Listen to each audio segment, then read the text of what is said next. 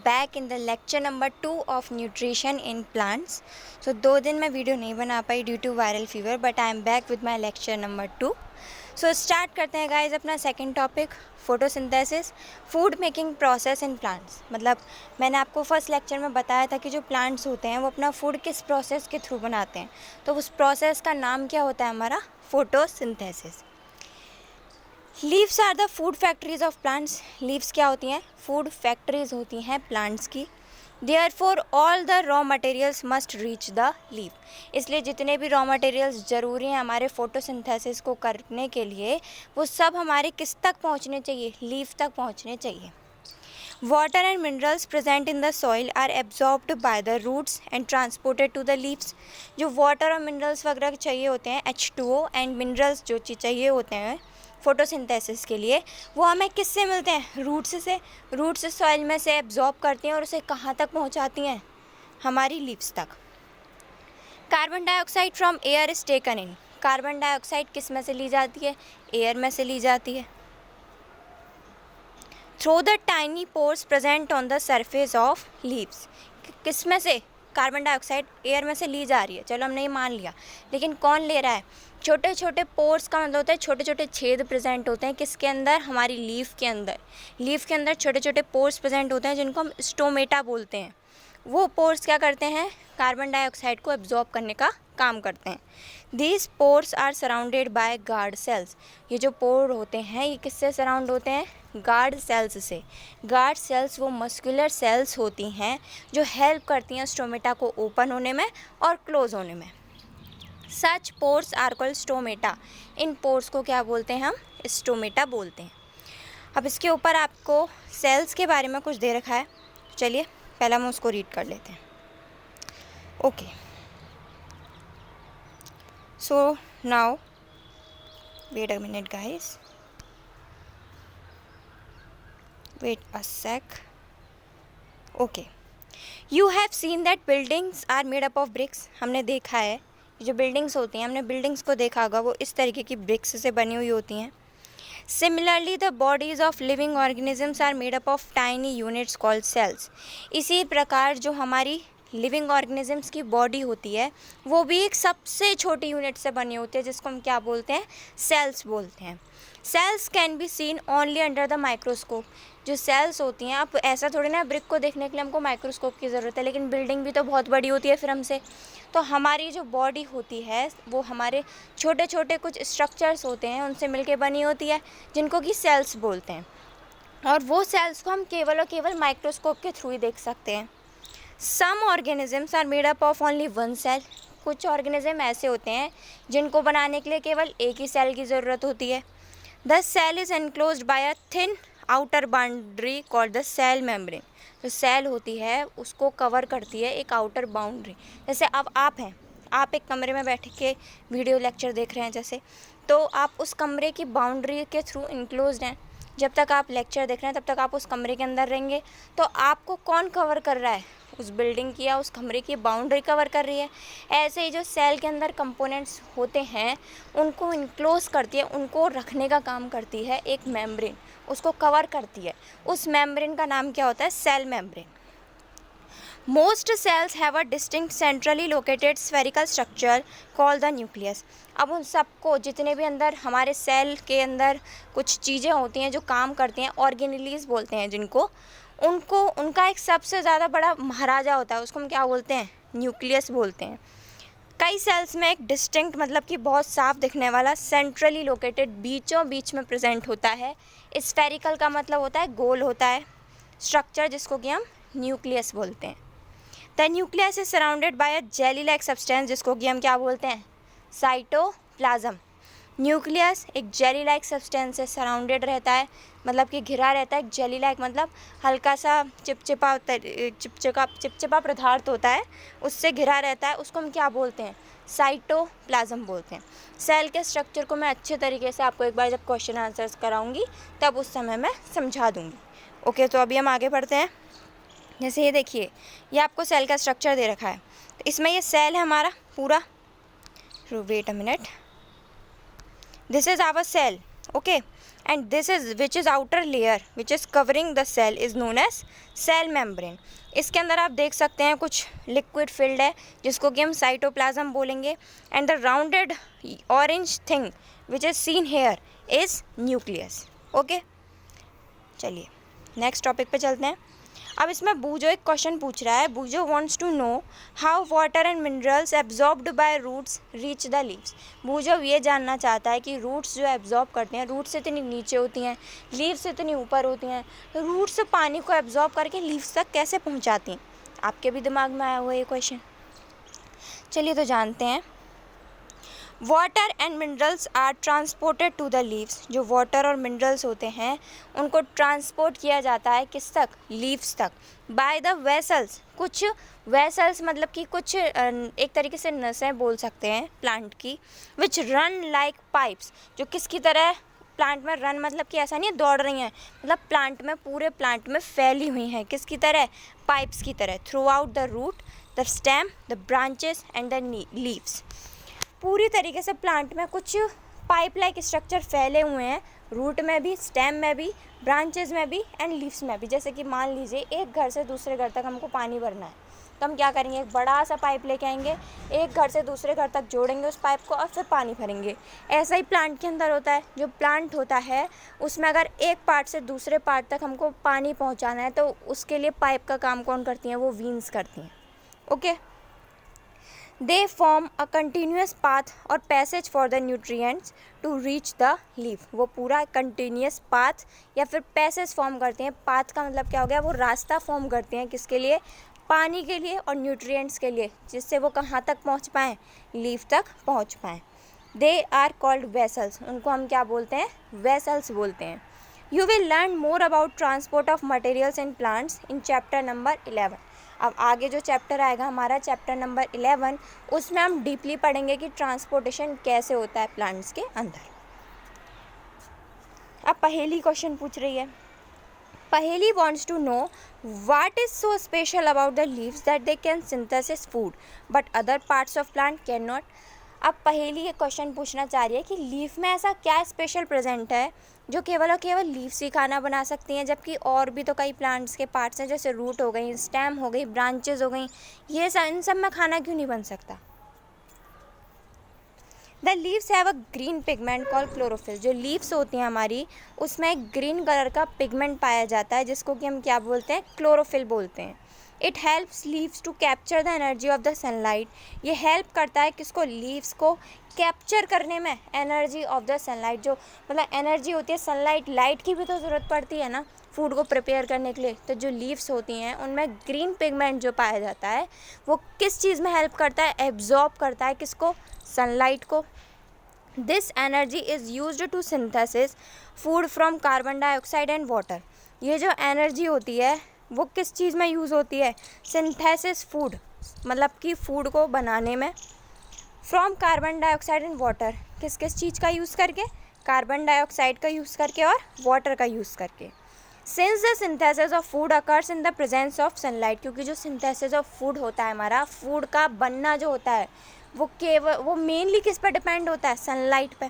हम ये नहीं बोल सकते कि केवल सनलाइट पे डिपेंड होता है, क्योंकि कई सारे फैक्टर्स होते हैं जैसे वाटर होता है, सनलाइट होती है हमारी, मिनरल्स भी होता है, फूड भी ज़रूरी होता है, and all many things. Okay, it is called photosynthesis. अब आपको ये समझ में आएगा थोड़ा सा कि फोटोसिंथेसिस होता क्या है. फोटोसिंथेसिस हमारा 2 पार्ट्स में डिवाइडेड है अगर आप देखें तो. Wait a sec. फोटोसिंथेसिस हमारा 2 पार्ट्स में डिवाइडेड है अगर आप देखें तो. फोटो का मतलब क्या हो गया, लाइट. फोटो का मतलब क्या हो गया, लाइट. और सिंथेसिस का मतलब क्या हो गया, टू कंबाइन, या फिर मतलब हम बना, अगर हम अपनी देसी भाषा में यूज़ करें तो बनाना. मतलब कि लाइट की प्रेजेंस में खाने को बनाने की प्रक्रिया को हम क्या बोलते हैं, photosynthesis. The process of making food in the presence of sunlight is known as photosynthesis. Okay, So we find that chlorophyll, sunlight, carbon dioxide and water are necessary to carry out the processes of photosynthesis. इसलिए हम ये पाते हैं, मतलब हमको ये पता चलता है कि जो क्लोरोफिल होता है, सनलाइट होता है, कार्बन डाइऑक्साइड होता है और वाटर होता है, वो ज़रूरी होते हैं किस चीज़ के लिए? फोटोसिंथेसिस की प्रोसेस के लिए. It is a unique process. ये बिल्कुल अलग एकदम यूनिक प्रोसेस है. ऑन द अर्थ, किसके अंदर? अर्थ के अंदर. The solar energy is captured by leaves. जो सोलर एनर्जी है, मतलब कि जो सनलाइट है, उसको कौन कैप्चर कर रही हैं? लीव्स कैप्चर कर रही हैं. And stored in the plant in form of food. और वो स्टोर हो रही है प्लांट्स में, किसकी फॉर्म में? फूड की फॉर्म में. The sun is the ultimate source of energy for all the living organisms. इसलिए मेनली इसमें सनलाइट यूज़ होती है. इसलिए हम कह सकते हैं कि ब्रह्मांड में, पूरे यूनिवर्स में जितने भी लिविंग ऑर्गेनिजम्स हैं वो डायरेक्टली या फिर इनडायरेक्टली किस पर डिपेंडेंट है अपने फूड के लिए? सनलाइट पर. Can you imagine life on earth in the absence of photosynthesis? क्या आप सोच सकते हैं कि क्या अर्थ पर लाइफ पॉसिबल है without sunlight, without photosynthesis? In the absence of photosynthesis there would not be any food. लेकिन अगर फोटोसिंथेसिस होगी ही नहीं तो धरती पर खाना ही नहीं होगा, फूड ही नहीं होगा, क्योंकि मेनली फूड बनाने का काम कौन करते हैं? प्लांट्स करते हैं. और प्लांट्स फोटोसिंथेसिस करेंगे नहीं, उनके पास फूड बनेगा नहीं, तो और किसी ऑर्गेनिज्म को भी नहीं मिलेगा food. Okay. The survival of almost all living organisms directly or indirectly depends upon the food made by the plants. इसलिए जो सर्वाइवल होता है, मतलब कि जो जीना होता है सभी ऑर्गेनिजम्स का, वो या तो डायरेक्टली या फिर इनडायरेक्टली किस पर डिपेंड करता है? जो फूड जो कि प्लांट के द्वारा बनाया जाता है. Okay. Besides oxygen which is essential for the survival of all organism is produce during photosynthesis. इसलिए जितना भी खाना होता है, मतलब फूड मटेरियल जितना भी होता है जो ज़रूरी होता है या फिर बनाया जाता है फोटोसिंथेसिस के दौरान, वो सभी ऑर्गेनिजम्स के लिए ज़रूरी होता है. एक इम्पॉर्टेंट फीचर है सभी ऑर्गेनिजम्स के लिए. इन the absence of photosynthesis life would be impossible on earth. इसलिए मतलब इस पूरे पैराग्राफ का एक मतलब है कि विदाउट फोटोसिंथेसिस हमारी लाइफ पॉसिबल नहीं है इस यूनिवर्स में. ओके. चलिए next. During photosynthesis, chlorophyll containing cells of leaves in presence of sunlight use carbon dioxide and water to synthesize carbohydrates. The process can be represented in an equation. जो मतलब कि photosynthesis के दौरान जो leaves है हमारी, उसमें क्या प्रेजेंट है? क्लोरोफिल की सेल्स प्रेजेंट है. वो किस चीज़ में हेल्प कर रही हैं? सनलाइट को एब्जॉर्ब करने में हेल्प कर रही हैं. वो क्या यूज़ कर रही हैं? कार्बन डाइऑक्साइड को. सनलाइट को खींच रही हैं तो वो हमारी एयर में से कार्बन डाइऑक्साइड को भी ले रही होंगी. वाटर कहाँ से आ रहा है? हमारा रूट्स में से एब्जॉर्ब होके. किस पाइपलाइन के थ्रू आ रहा है? वेसल्स के थ्रू आ रहा है. इन सब को यूज़ करके जो हमारा प्लांट होता है वो क्या चीज़ बना लेता है? कार्बोहाइड्रेट्स बना लेता है. The process can be represented in an equation. अभी जो होल प्रोसेस हमने फोटोसिंथेसिस की पढ़ी है, इसको हम एक इक्वेशन से समझ सकते हैं. क्या है वो इक्वेशन? अब देखिए, carbon dioxide plus water. Carbon dioxide ली हमने किस में से? एयर में से. एंड वाटर किस में से लिया हमने? रूट्स में से. सनलाइट की प्रेजेंस में जो कि किसके थ्रू मिल रही है? क्लोरोफिल के थ्रू. उसने क्या चीज़ फॉर्म कर ली? कार्बोहाइड्रेट फॉर्म कर ली. और ऑक्सीजन जो होता है वो जो यूज़फुल होता है वो प्लांट यूज़ कर लेता है. और अगर जो बच जाता है रिमेनिंग ऑक्सीजन को प्लांट किस में छोड़ देते हैं? इन्वायरमेंट में छोड़ देते हैं. तभी तो हम कहते हैं कि हमको ऑक्सीजन किससे मिलती है? प्लांट से मिलती है, क्योंकि प्लांट्स कार्बन डाइऑक्साइड को यूज़ करके O2 को रिलीज़ करते हैं. ओके. किस प्रोसेस के थ्रू? फोटोसिंथेसिस के थ्रू. चलिए नेक्स्ट देखते हैं. अब हमारे यहाँ पे एक ब्लू बॉक्स में कुछ लिख रहा है. Besides leaves photosynthesis also takes place in other green parts of the plant. Leaves ही नहीं करती, कई और प्लांट पार्ट्स भी होते हैं हमारे. मेनली लीव्स होती हैं, लेकिन कुछ प्लांट पार्ट्स और होते हैं जो हमारे किस में हेल्पफुल होते हैं? फोटोसिंथेसिस में हेल्पफुल होते हैं. इन green stems and green branches. तो हमारी कुछ ग्रीन स्टेम्स भी होती हैं और ग्रीन ब्रांचेस भी होते हैं. मतलब प्लांट के ग्रीन पार्ट्स जो होते हैं वो किस में हेल्प होते हैं? फोटोसिंथेसिस में हेल्पफुल होते हैं. लेकिन मेनली हम किसको मानते हैं? लीव्स को मानते हैं. The desert plants have scale or spine like leaves to reduce loss of water by transpiration. अब आपको ये ट्रांसपिरेशन समझ में नहीं आया होगा क्या होता है. तो ट्रांसपिरेशन क्या होता है हमारा? ट्रांसपिरेशन लॉस, जो वाटर, एक्स्ट्रा वाटर होता है। अब जैसे हमारे अंदर हम पानी पीते हैं, हमारे अंदर एक्स्ट्रा वाटर होता है, वो हम वॉशरूम में जाकर ना निकाल के आते हैं। लेकिन प्लांट थोड़ी ना वॉशरूम भगेगा। तो प्लांट क्या करता है? प्लांट अपना जो रिमेनिंग वाटर होता है, जो बचा कुचा एक्स्ट्रा वाटर होता है, उसको अपनी लीव्स के थ्रू बाहर निकाल देता है। आपने कभी भी देखा होगा, सुबह सुबह उठ के आप अपने किसी भी प्लांट्स को देखिएगा, तो जो प्लांट होता है उसकी लीफ पे कुछ वाटर ड्रॉपलेट्स होती हैं। किसकी वजह से होती हैं? वो एक्स्ट्रा वाटर प्लांट ने रिलीज़ किया होता है। किसके प्रोसेस क्या होती है? वो ट्रांसपिरेशन बोलते हैं। ट्रांसपिरेशन वो प्रोसेस होती है जिसके थ्रू जो प्लांट्स होते हैं वो अपना एक्स्ट्रा वाटर रिलीज़ कर देते हैं। किसमें? इन्वायरमेंट में। क्लियर?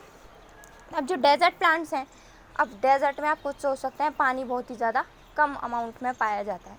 तो जो डेजर्ट के जो प्लांट्स हैं वो अपना वाटर लॉस को कम करने के लिए, कि वाटर ट्रांसपिरेशन कम हो, उनकी जो लीव्स होती हैं, अगर आपने पढ़ा होगा, अगर ज़्यादा सरफेस एरिया होता है, ज़्यादा सरफेस एरिया का मतलब अगर लीफ जितनी ज़्यादा बड़ी होगी ट्रांसपिरेशन उतना ज़्यादा होगा। लीफ जितनी ज़्यादा छोटी होगी ट्रांसपिरेशन उतना ही कम होगा। छोटी होगी लीफ, उसमें से पानी कम निकलेगा, बड़ी होगी लीफ, उसमें से ज़्यादा निकलेगा। इसलिए जो डेजर्ट प्लांट्स होते हैं, आपने कभी भी देखा होगा, उसकी जो पत्तियाँ होती हैं वो कांटों में बदल जाती हैं। आपने कैक्टस ही देखा होगा, कैक्टस की लीफ कितनी पतली होती है। किसके वजह से होती है वो? जिससे कि ट्रांसपिरेशन कम से कम हो। These plants have green stems which carry out photosynthesis. अब ये जो प्लांट्स होते हैं इनके पास ग्रीन स्टेम्स होती हैं। किस चीज़ के लिए? For performing photosynthesis. किस चीज़ के लिए? फोटोसिंथेसिस परफॉर्म करने के लिए। अब हमको यहाँ पर दे रखा है, देखिए डायग्राम दे रखा है। यहाँ से लाइट एनर्जी ली लीफ ने कार्बन डाइऑक्साइड ली, ऑक्सीजन रिलीज़ कर दी, और वाटर एंड मिनरल्स कहाँ से? हमारे नीचे रूट्स में से आ रहे हैं। और क्लोरोफिल लीफ में ऑलरेडी प्रेजेंट है एज अ ग्रीन पिगमेंट। आपने देखा होगा कभी भी कि जो लीव्स होती हैं वो ग्रीन होती हैं ज़्यादातर, कुछ एक्सेप्शंस प्लांट्स को छोड़ के, वो हमारे अलग उसमें आ जाते हैं, जो आप आगे की क्लासेस में अभी पढ़ेंगे, फंगी में आ जाते हैं वो हमारे मेनली। तो वैसे आप अगर ध्यान रखें तो जो प्लांट्स होते हैं उनकी लीव्स कैसी होती है? ग्रीन होती है। किसकी वजह से? Due to presence of a green pigment called chlorophyll. During the process oxygen is release. इस प्रोसेस के दौरान ऑक्सीजन रिलीज होती है। The presence of starch in leaves indicates the occurrence of photosynthesis. जो प्रेजेंस ऑफ स्टार्च, मतलब starch क्या होता है? एक तरीके का कार्बोहाइड्रेट ही होता है। तो जो अगर स्टार्च प्रेजेंट है लीफ के अंदर, स्टोर्ड है, तो उसका मतलब क्या है? कि उस लीफ ने फोटोसिंथेसिस परफॉर्म करी है। Starch is also a carbohydrate. Starch क्या है? एक ही कार्बोहाइड्रेट का ही टाइप है। कई टाइप्स भी होते हैं कार्बोहाइड्रेट के, कई टाइप्स होते हैं प्रोटीन्स के, कई टाइप्स होते हैं। इन चीज़ों को डीपली आप आगे पढ़ेंगे। अभी हाल फिलहाल ये ध्यान रखिए कि स्टार्च क्या होता है? वो एक टाइप होता है कार्बोहाइड्रेट का। अब बूजो ने कुछ देखा। Boojho has observed some plants with deep red, violet or brown leaves. अभी हमने पढ़ा ये चीज़ कि ग्रीन के अलावा कुछ लीव्स ऐसी भी होती हैं, कुछ प्लांट्स ऐसे भी होते हैं जिनकी जो लीव्स होती हैं वो कैसी होती हैं? डीप रेड, बहुत ज़्यादा लाल, वायलेट कलर की और ब्राउन कलर की। He wants to know whether these leaves also carry out photosynthesis. अब वो ये जानना चाहता है कि क्या ये लीव्स भी फोटोसिंथेसिस परफॉर्म करती हैं, क्योंकि अभी तो हमने पढ़ा कि केवल ग्रीन पिगमेंट जो क्लोरोफिल होता है वो हेल्प करता है। ठीक है, तो अब जानते हैं। एक्टिविटी 1.1 हमसे क्या कहती है? Take 2 potted plants. Potted plants का मतलब क्या होता है? अच्छे से लगे हुए गमले में 2 प्लांट्स लेने हैं हमको ऑफ द सेम काइंड, लेकिन वो होने क्या चाहिए? एक ही तरीके के होने चाहिए। जैसे कि अगर मूंग का पौधा लिया है तो दोनों ही मूंग के होने चाहिए, अगर चावल का पौधा लिया है तो दोनों ही चावल के होने चाहिए। Keep one in the dark. एक को आप कहाँ रख दीजिए? डार्क का मतलब ये नहीं कि कलर करके उसमें रख दिया, डार्क का मतलब होता है आप उसे एक अंधेरे कमरे में रख दीजिए। और in a black box. Black box का मतलब अच्छे से एक बॉक्स में कवर करके रख दिया ब्लैक कलर के। For 72 hours. किसके लिए? कितने घंटे के लिए? 72 हार्स के लिए। And the other in sunlight. और दूसरे एक और को हमने किस में रख दिया? सनलाइट में रख दिया। Perform iodine test with the leaves of both the plants as you did in class 6। Class 6 में अपना आयोडीन का टेस्ट पढ़ा है अच्छे से एक्टिविटीज़ में। तो जैसे हम आयोडीन टेस्ट करते आए हैं, तो अब आयोडीन टेस्ट परफॉर्म करेंगे हम किस में? लीव्स में, उन दोनों ही प्लांट्स की। Record your results. अब अपने रिजल्ट्स को रिकॉर्ड कीजिए। Now leave the pot which was earlier kept in the dark in the sunlight for 3 to 4 days and perform the iodine test again on its leaves. अब आपने जो भी result देखा उस रिज़ल्ट को रिकॉर्ड कर लीजिए. अब आप जिस प्लांट को आपने डार्क में रखा था या बॉक्स में रखा था उस प्लांट को आप अगेन किस में रख दीजिए, एक ऐसे उसमें रख दीजिए, सनलाइट एक ऐसे एरिया में रख दीजिए जहाँ पे सनलाइट अच्छी खासी आती है 3 से 4 दिन तक. And perform the iodine test again on its leaf. अब उसकी लीव्स पर दोबारा से आयोडीन टेस्ट परफॉर्म कीजिए. Record your observation in your notebook. अब ये जो ऑब्जर्वेशन है इसको दोबारा रिकॉर्ड कीजिए अपनी नोटबुक में. The leaves other than green also have chlorophyll. अगर ग्रीन ना हो लीव्स तो ज़रूरी नहीं है कि उसके पास क्लोरोफिल नहीं है. Leaves other than green also have chlorophyll. Green ना हो लीव तो अभी उसके पास क्या चीज़ होती है, क्लोरोफिल होती है. The large amount of red, brown and other pigments mask the green colour. अब ऐसा ही नहीं है कि प्लांट के पास केवल ग्रीन ही पिगमेंट होता है. प्लांट के पास कई टाइप्स के पिगमेंट्स होते हैं, बस अंतर ही होता है कुछ कम है, किसी के पास ज़्यादा है. जिसके पास ज़्यादा है ग्रीन पिगमेंट उसकी लीव्स एकदम ग्रीन ग्रीन है. जिसके पास कम है ग्रीन पिगमेंट तो जिसके पास कम है ग्रीन पिगमेंट उसके पास कोई तो ऐसा पिगमेंट होगा जो ज़्यादा होगा, बस वो वही कलर ले लेती है लीफ. बट ऐसा नहीं है कि उसके पास है नहीं. ठीक है. Next, photosynthesis takes place in these leaves also. Photosynthesis in leaves में भी होता है.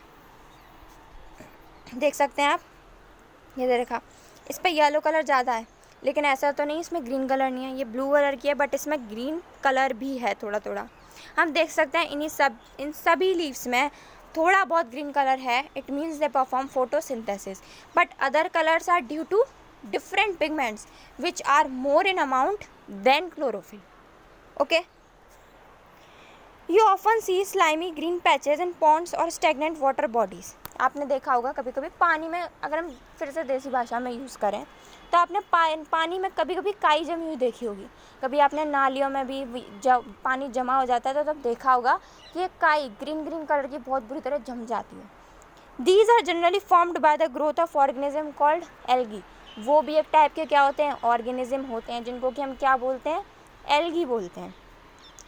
Can you guess why algae are green in colour.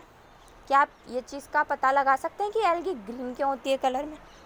They contain chlorophyll. उनके पास क्या चीज़ प्रेजेंट होती है, क्लोरोफिल प्रेजेंट होती है, which gives them the green colour. जो उनको क्या चीज़ देती है, ग्रीन कलर देती है. Algae can also prepare their own food by photosynthesis. Algae भी अपना खाना खुद बना सकती है. किस प्रोसेस के थ्रू, फोटोसिंथेसिस के through. Synthesis of plant food other than carbohydrates. मतलब कि ऐसा ज़रूरी थोड़ी ना कि केवल कार्बोहाइड्रेट ही बना रहा है प्लांट, फिर तो प्लांट में से बाहर निकलने लगेगा कार्बोहाइड्रेट. ठीक है. तो प्लांट फूड जो है ज़रूरी थोड़ी ना कार्बोहाइड्रेट ही बने, कुछ और भी तो बन सकता है. You have just learn that plant synthesis carbohydrates through the process of photosynthesis. आपने ये चीज़ पढ़ ली कि फोटोसिंथेसिस प्रोसेस के थ्रू जो प्लांट होता है वो क्या बनाता है, कार्बोहाइड्रेट बनाता है. The carbohydrates are made of carbon, hydrogen and oxygen. जो कार्बोहाइड्रेट्स होते हैं वो किस चीज़ के बने होते हैं, कार्बन के, हाइड्रोजन के और ऑक्सीजन के.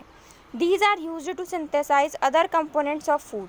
ये हेल्पफुल होते हैं दूसरे और कंपोनेंट्स बनाने में फूड के, जैसे प्रोटीन्स हो गए, फैट्स हो गए. But proteins are nitrogenous substances which contain nitrogen. लेकिन हमने ये भी पढ़ा है कि जो प्रोटीन होते हैं वो नाइट्रोजनस सब्सटेंस का मतलब होता है उनमें नाइट्रोजन प्रेजेंट होती है. From where do the plants obtain nitrogen. अब हमने तो ये पढ़ लिया कि जो कार्बोहाइड्रेट होते हैं वो कार्बन, हाइड्रोजन और ऑक्सीजन से मिलके बने होते हैं और वो प्रोटीन बनाने में हेल्प करते हैं. लेकिन जो प्रोटीन होते हैं उनके पास नाइट्रोजन भी होती है. तो अब ये नाइट्रोजन कहाँ से आती है. Recall that nitrogen is present in abundance in gaseous form in the air.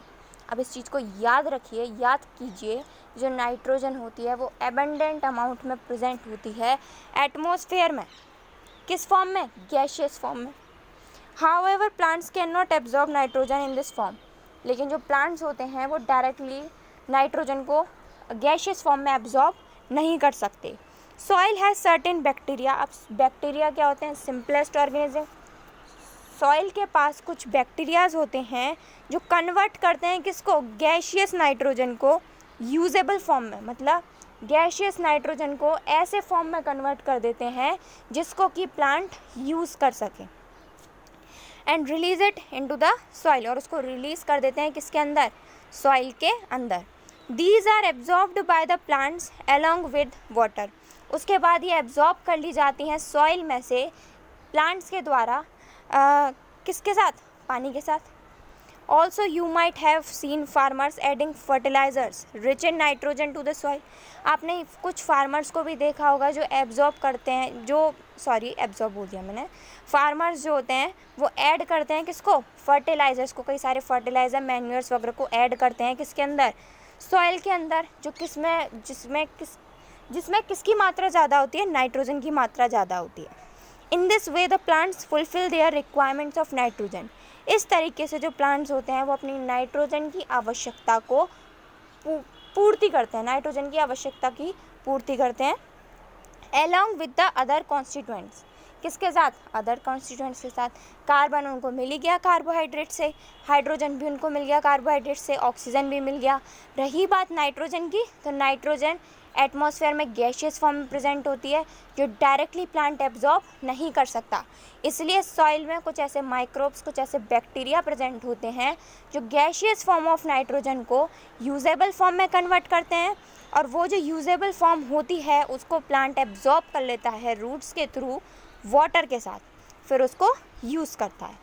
Plants can then synthesis proteins and vitamins, उसके बाद जो प्लांट होता है वो प्रोटीन्स और विटामिन्स को कन्फर्मली बना सकता है। ओके, तो अभी हमारा 1.2 वाला पार्ट भी ख़त्म हो चुका है। 1.3 को हम कल कवर करेंगे। टिल देन अगर आपको कोई भी प्रॉब्लम आती है, आप अगर किसी भी प्रोसेस को दोबारा से समझना चाहते हैं तो आप बता सकते हैं, मैं उसको और भी ज़्यादा अच्छे तरीके से समझाने की कोशिश करूँगी। कोई भी डाउट हो आप कमेंट सेक्शन में पूछ सकते हैं। Till then stay tune for the next lecture. Thank you guys.